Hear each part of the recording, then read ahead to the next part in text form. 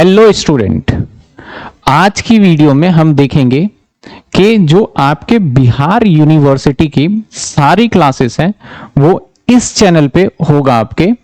इसके अंदर आपके कोई भी सेमेस्टर हो, हर सेमेस्टर के हिसाब से प्रॉपर स्टडी करके हम आपके सब्जेक्ट्स को डाल रहे हैं। तो आपको बिल्कुल टेंशन नहीं लेना कि आपका एग्जाम से रिलेटेड है या नहीं। अगर किसी स्टूडेंट को, क्योंकि बिहार में बहुत सारी यूनिवर्सिटी है, किसी स्टूडेंट को लगता है कि आपके अकॉर्डिंग नहीं डल रहा है यहां, तो प्लीज आप क्या करिए, नीचे दिए गए व्हाट्सएप नंबर पे अपना जो भी पीडीएफ हो या कुछ भी शेयर करिए। डेफिनेटली हम आपके सिलेबस को उसके हिसाब से भी कस्टमाइज करेंगे।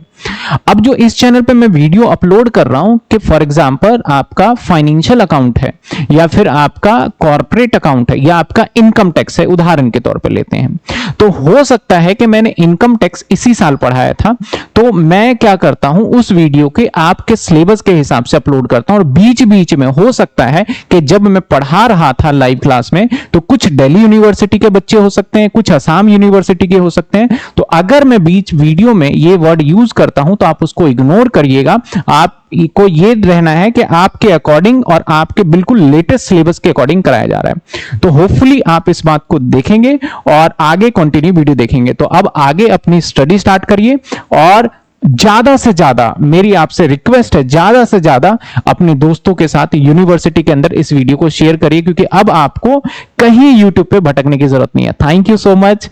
चलिए आगे कंटिन्यू क्लास करते हैं।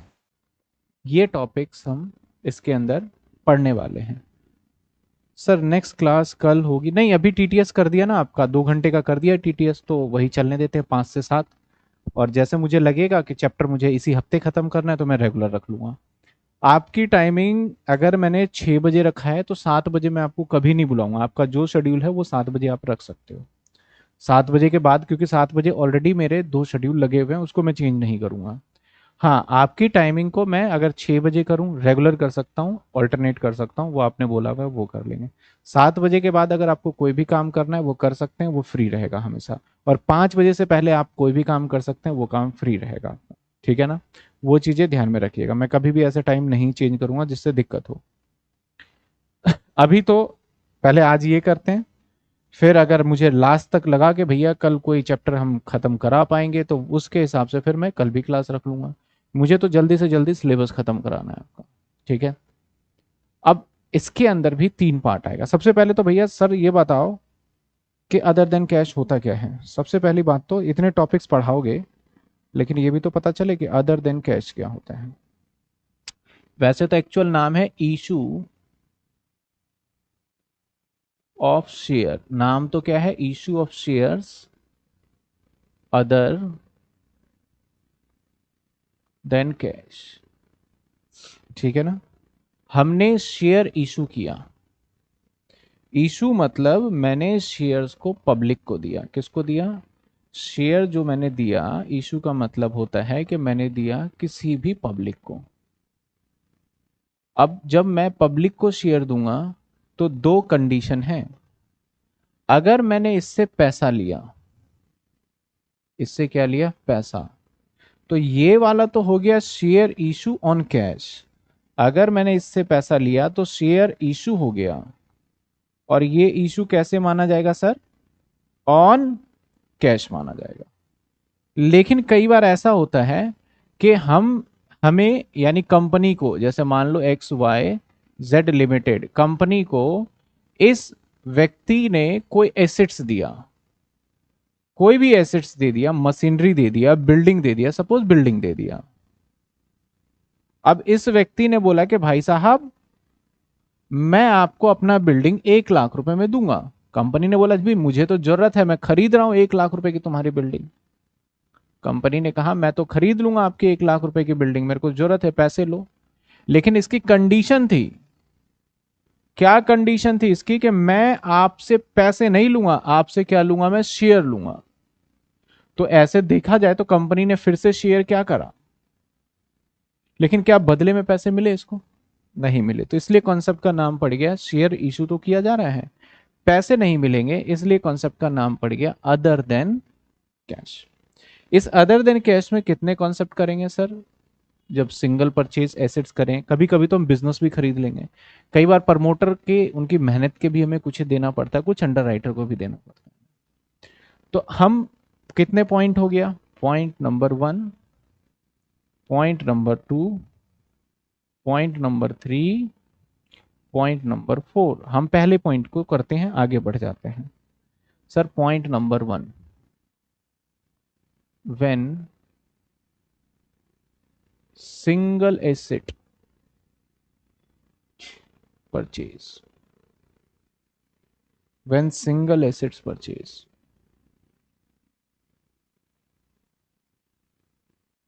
सर जब हम एक पर्टिकुलर एसेट्स खरीदेंगे तो क्या हो, ऐसे सिचुएशन में 3 केसेस बनेंगे यहां भी।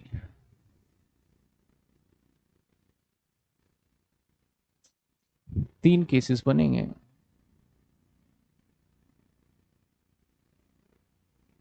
या तो मैं शेयर को इशू करूंगा, शेयर इशू जो करूंगा एट पार करूंगा, या फिर मैं शेयर इशू करूंगा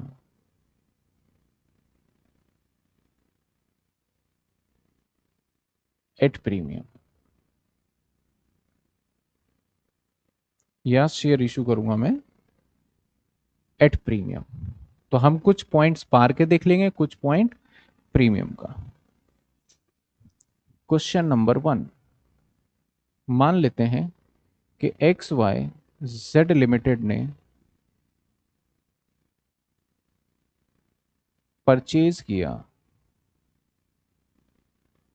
machinery ₹1,00,000 and issue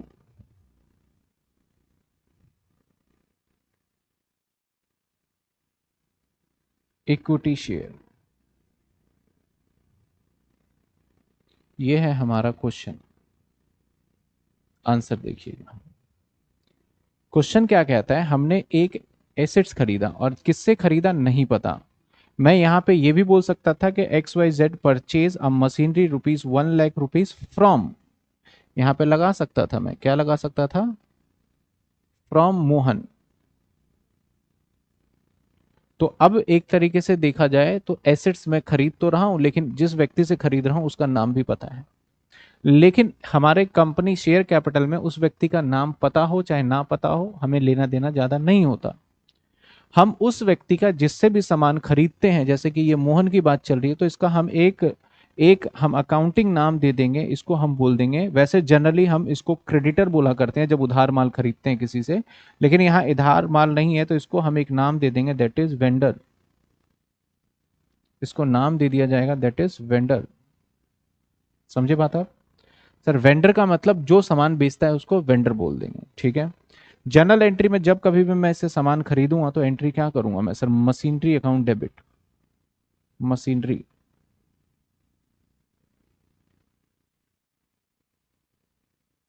account debit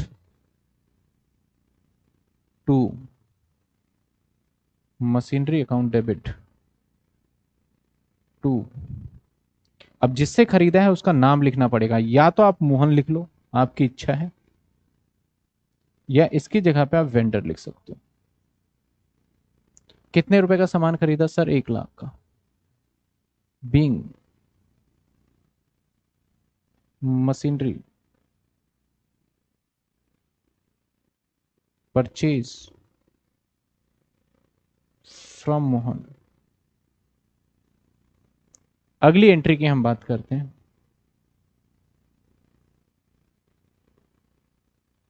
अगली एंट्री की बात करते हैं, ये हो गई हमारी फर्स्ट एंट्री। सेकेंड एंट्री की बात करें, इसके बाद एक और एंट्री करनी है जो कि क्या होगी सर, अब हम इसको पैसे ना देंगे क्योंकि एज अ क्रेडिटर हो गया है ये क्या हो गया, क्रेडिटर। अब हम इसे पैसे नहीं देंगे, शेयर दे देंगे। तो एंट्री में कर सकता हूं वेंडर, अगर लिखूं तो वेंडर अकाउंट डेबिट, और इसको शेयर दे देंगे, that is equity share capital. इसने बोला सिर्फ शेयर इशू करना है, ये नहीं बताया कितने नंबर इशू करना है। तो सिंपल सी बात है, 1,00,000 रुपए का सामान खरीदा है तो 1,00,000 का ही शेयर इशू कर देंगे being share issue to vendor, और इसकी जगह क्या लिख सकते हो आप, मोहन का नाम भी लिख सकते हो। ये हो गया इस क्वेश्चन का आंसर। किसी को दिक्कत इस क्वेश्चन में, पहले बताओ, किसी स्टूडेंट को दिक्कत? जितने बच्चे लाइव है बता दीजिए, किसी को दिक्कत है तो बताइए। और आप सभी को भी आगे समझ में सिंपल है, बेसिक एंट्री है, 12वीं क्लास में सीखा हुआ है, ऐसा नहीं है कि कोई न्यू हो। चलिए और भी इसके एक एग्जांपल ले लेते हैं। Question number 2,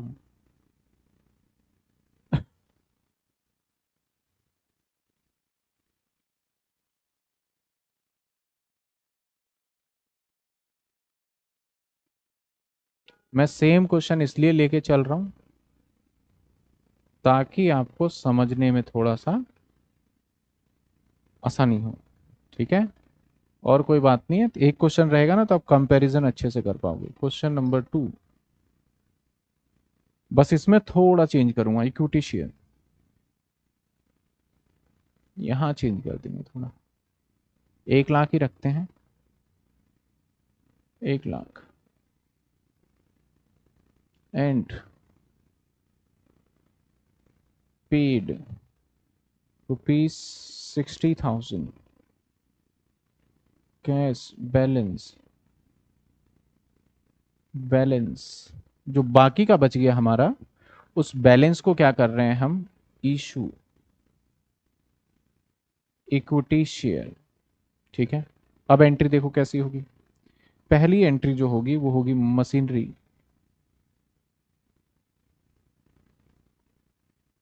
account debit to vendor.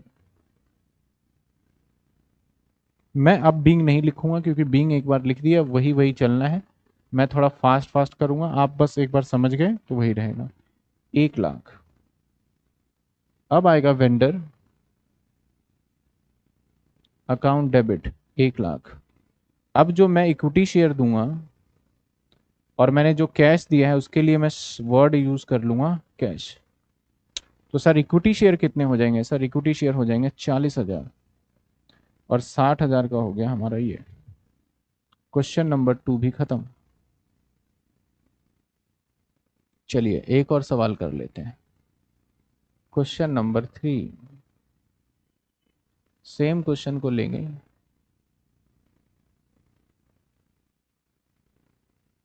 चलिए क्वेश्चन नंबर 3, यहां थोड़ा सा चेंजेस करने जा रहे हैं। मैं अपने एग्जाम्पल कराऊंगा, बुक के भी क्वेश्चंस हैं वो भी करा देंगे। XYZ purchase a machinery rupees 1 lakh,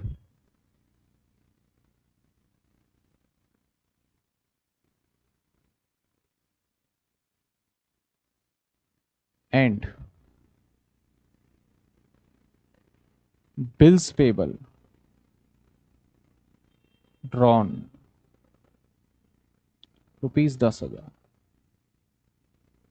balance equity share capital, ठीक है। चलिए अगली एंट्री, पहली एंट्री तो हर किसी का सेम रहेगा इसलिए मैं एंट्री को ही कॉपी कर लेता हूं।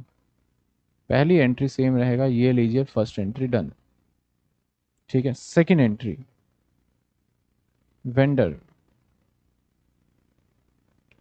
Account debit to equity share capital, यहां पे एप्लीकेशन वगैरह नहीं आएगा, और 2 यहां पे बिल्स पेबल आ जाएगा, बिल्स पेबल। तो वेंडर में आ जाएगा 1 लाख, इक्विटी शेयर में 90,000, और इसमें 10,000। ये 3 केसेस इसके हो गए सिंपल वाले पार्ट के। इसको मैंने सिंपल पार्ट बोल लो या एट पार वाले पार्ट। 3 क्वेश्चन कराए हैं, किसी को कोई डाउट है तो बताइए, फिर हम आगे बढ़ जाते हैं सर प्रीमियम वाले पॉइंट पे। किसी बच्चे को साइंस स्टूडेंट के लिए अलग से 12th वाली पढ़ना पड़ेगा, 12th वाला शेयर कैपिटल पढ़ना पड़ेगा आपको ताकि बेस स्ट्रांग हो जाए। ऑलरेडी फोल्डर मैंने डाल दिया है, ओल्ड रिकॉर्डिंग में देखेंगे तो मिल जाएगा। चलिए सर, यहां तक किसी स्टूडेंट को दिक्कत है तो बता दीजिए आप, नहीं तो फिर हम अगले पेज पे sir this is my first class of session, should I take live class और first I need to the cover of the previous topic. देखो ये आज लास्ट टॉपिक है इसका। क्या नाम है आपका? सासनक, शशांक है। अच्छा, शशांक। तो आज फर्स्ट क्लास है तो आपको पुरानी क्लास देखनी पड़ेगी। बाकी आज वाली जो लाइव क्लास आप देख रहे हैं, आपकी पुरानी क्लास से कोई कनेक्टिविटी नहीं है, वो बिल्कुल सिंपल न्यू और ये बेसिक एंट्री है जो सबको समझ आएगा। तो आज की क्लास देख लो, उसके बाद प्रीवियस क्लास आप करना, अगली क्लास में न्यू चैप्टर ही स्टार्ट हो जाएगा। सर क्लास के बाद कन्वर्सेशन चैट ऑफ क्यों है क्लास के बाद? अभी बात करते हैं, क्लास में तो कर ही रहे हो। अच्छा, जो ग्रुप चैट है उसकी बोल रहे हैं। और पहले आप इस पे बात करते हैं भैया, किसी का डाउट है इसमें तो बता दीजिए, नहीं तो मैं इसे इरेज करके फिर मैं दूसरे टॉपिक पे चलूँ। आपके सामने क्वेश्चंस है।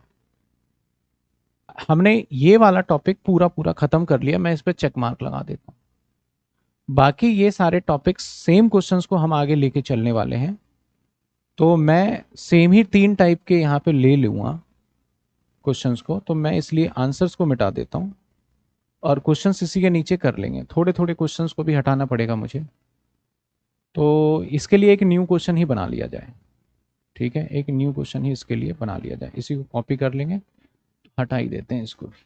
चलो, ऑफ शेयर, सॉरी पहले वेंडर से स्टार्ट करना पड़ेगा ना इसमें। तो मैंने कहा X Y Z limited purchase, अब मशीनरी कर देते हैं। ठीक है, मशीनरी नहीं, फर्नीचर कर देते हैं। Furniture rupees 1,10,000 and issue equity share,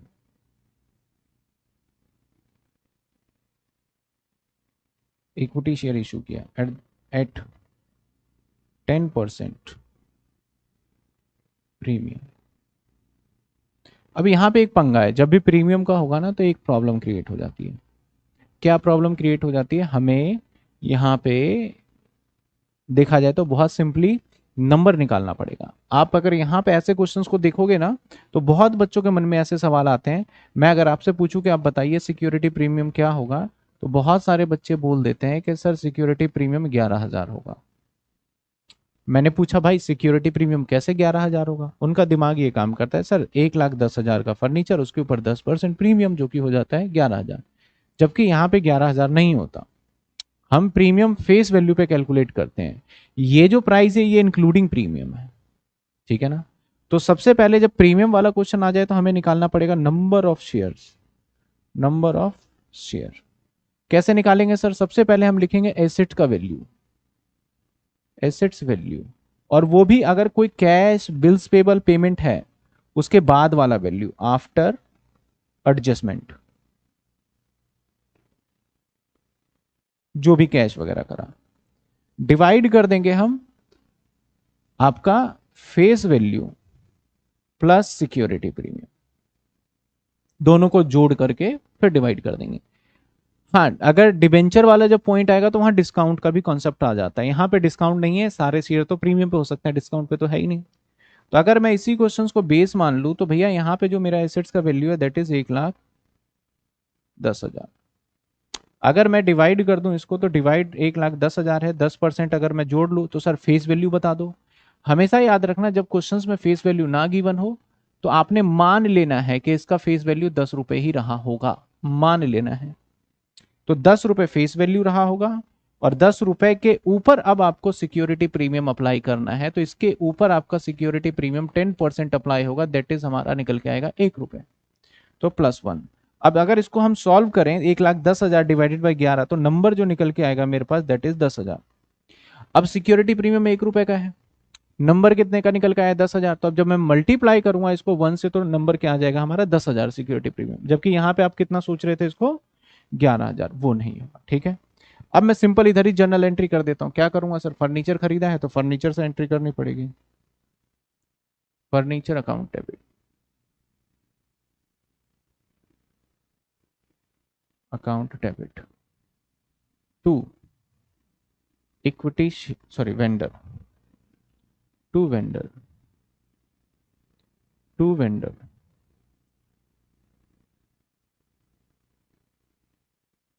कितने रुपए सर? 1,10,000।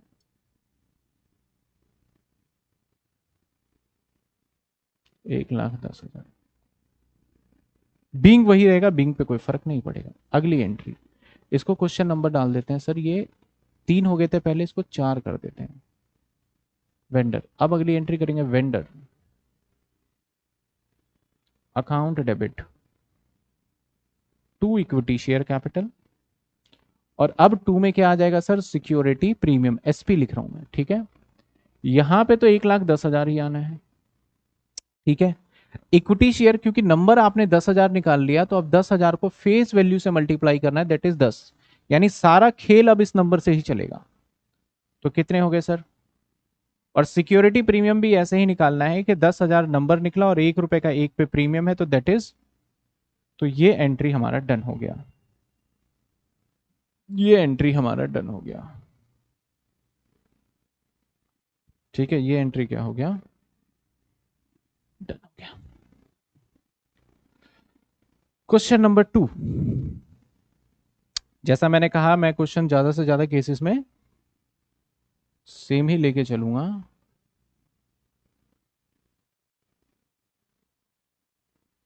क्वेश्चन नंबर 2, यानी मैं क्वेश्चन नंबर इसको क्या नाम दूं? 5। Question number 5।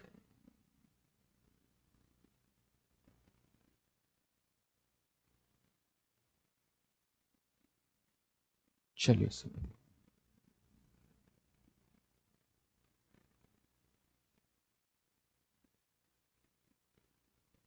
मैंने यहीं पे कहा, सपोज थोड़ा सा चेंज कर देते हैं।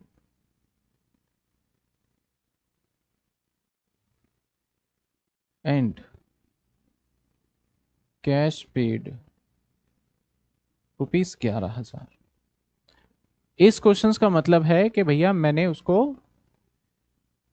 1,10,000 का फर्नीचर खरीदा, और जिसमें से 10% प्रीमियम पे तो है ही, और कैश भी मैं पेमेंट कितना कर दूंगा?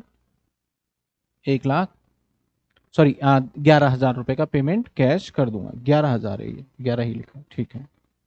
तो अब अगेन आपको क्या निकालना पड़ेगा sir? Number of shares. Number of shares. अब नंबर ऑफ शेयर्स निकालने के लिए आपको एसेट्स का वैल्यू चाहिए, और मैंने क्या लिखा? After all adjustment. तो अगर एसेट्स की वैल्यू देखें तो 1,10,000 है, लेकिन 1,10 नहीं लिखना हमें। अगर कोई कैश या बिल्स पेबल वगैरह है तो उसको माइनस करने के बाद, तो यहां पे ध्यान से देखा जाए तो हमारा जो नंबर निकल के आएगा, 11 माइनस कर देंगे तो 99,000, और डिवाइडेड बाय आपका आ जाएगा हमारा फेस वैल्यू और प्रीमियम 1, तो ये हमारे नंबर निकल के आ गए 9,000। समझ में आई बात आपको? अब हम इसको क्या करेंगे सर? आगे टू बी कंटिन्यू, यानी एंट्री करेंगे फिर से हम फर्नीचर अकाउंट। अब ध्यान रखिएगा, मैं इसके नीचे कर रहा हूं तो दैट मीन्स नॉट मैं मिटा ही देता हूं। दैट इज नॉट के ये किसका है। अगर मैं इसके नीचे कर रहा हूं, ये सिक्योरिटी प्रीमियम का ही सारा चल रहा है, तो सर ये सिक्योरिटी प्रीमियम उठा के इधर ही कर देते हैं ना, सारा सिक्योरिटी प्रीमियम का। Furniture account debit to vendor, और यहां आ जाएगा हमारा 1,10,000। अब क्या आएगा? Vendor account debit to equity share capital to security premium और टू कैश। ये तो 1,10 ही रहेगा। इक्विटी शेयर में क्योंकि नंबर 9,000 निकल के आए हैं, तो इसी से मल्टीप्लाई होगा सारा, 90,000। सिक्योरिटी प्रीमियम है 9,000, इंटू में 1, 9,000, और ये तो क्या ही रखा है? 11,000। 11,000 मैंने 1,10,000 लिख दिया, 11,000। ये जाके हमारी इसकी एंट्री बनती है। किसी को इसमें डाउट है तो बताइए। एक और केस कराना है, उसके बाद काम खत्म। एक और केस कराना है, उसके बाद काम खत्म। मतलब सिंगल एसेट्स वाला खत्म हो जाएगा। चलो पूरे को कॉपी कर लेते हैं।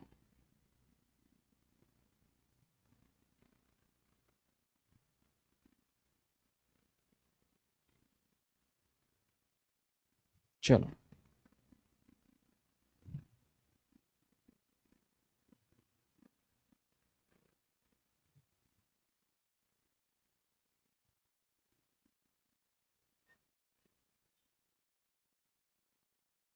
क्वेश्चन में थोड़ा सा बदलाव किया जाए। बदलाव क्या ऐड ऑन कर रहा हूं।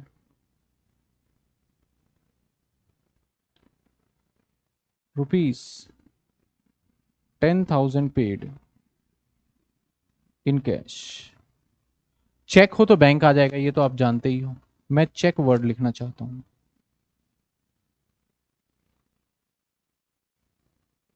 चेक। सेम क्वेश्चन बन गया, बस यहां पे एक दिक्कत आ जाएगी, हमें नंबर निकालना होगा। तो 1,10,000 तो लिखेंगे नहीं, हमें लिखना होगा आफ्टर एडजस्टमेंट दैट इज 1,00,000। अब 1,00,000 के बाद हम डिवाइड कर देंगे किससे, डिवाइड कर देंगे हम 11 से। तो ये आ जाएगा हमारा पॉइंट, इस तरीके से आ जाएगा। अब question answer, furniture account debit.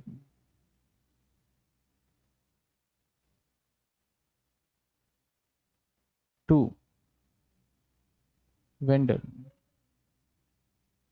अच्छा ऊपर एंट्री है ही है, क्यों करें फिर, उसी से काम चल जाएगा, ऊपर वाले एंट्री से। एंट्री यही सेम है। अगली एंट्री वेंडर अकाउंट डेबिट।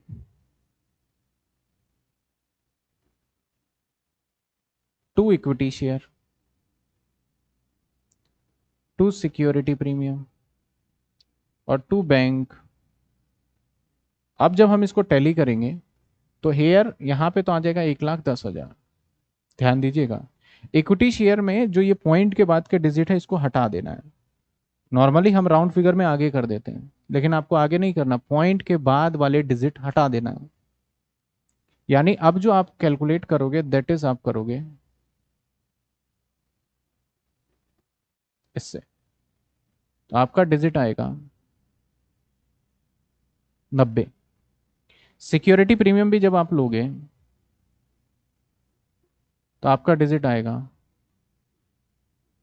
मेरे ख्याल ये भी 9 ही आएगा क्या, ये भी 9 आ गया ना, नहीं 0 तो आना है ना एक लास्ट में। ठीक है, कैश में कितना पेमेंट दिया, 10,000। अब फाइनल देखो, कुछ ना कुछ तो डिफरेंस निकल रहा है, आपका डेबिट क्रेडिट मैच ही नहीं होगा। अगर मैं फाइनल देखूं तो प्लस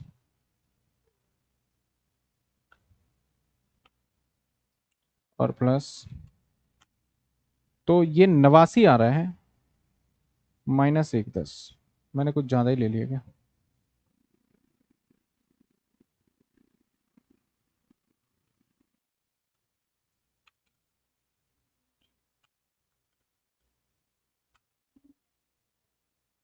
मैंने कुछ ज्यादा ले लिया।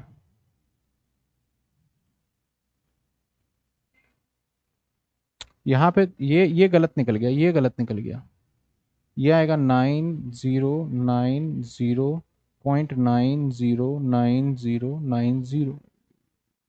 ठीक है, तो उसके हिसाब से नंबर चेंज हो जाएगा, वो मैंने डायरेक्ट निकाल दिया। तो ये आ जाएगा हमारा 9090 इंटू 10। तो यहाँ पे जो डिजिट निकल के आएगा 9090 और 0। सर यहाँ पे निकल के आएगा 9090 इंटू में 1, क्योंकि मैंने ये डिजिट छोड़ दिए जो इसके बाद थे, सिर्फ ये डिजिट लिया है। बैंक से पेमेंट 10 कर दिया। अब देखो डिफरेंस जो है वो 10 रुपए का मिलेगा, उस डिफरेंस को आप मैच कर दोगे कैश से, हमेशा याद रखना 10 रुपए से। तो ये जाके एंट्री हुआ। तो यहाँ पे ट्रिक यही था कि कई बार हमारे आंसर जो है पॉइंट में आ जाते हैं, तो जब पॉइंट में आते हैं तो उस केस में ये बन जाता है। जितना भी निकले, जितना भी एक्स्ट्रा हो तो 10 रुपए से मैच कर देंगे। हमारा सिंपल वाला टॉपिक पूरा खत्म हो गया, मतलब कि सिंगल एसेट्स।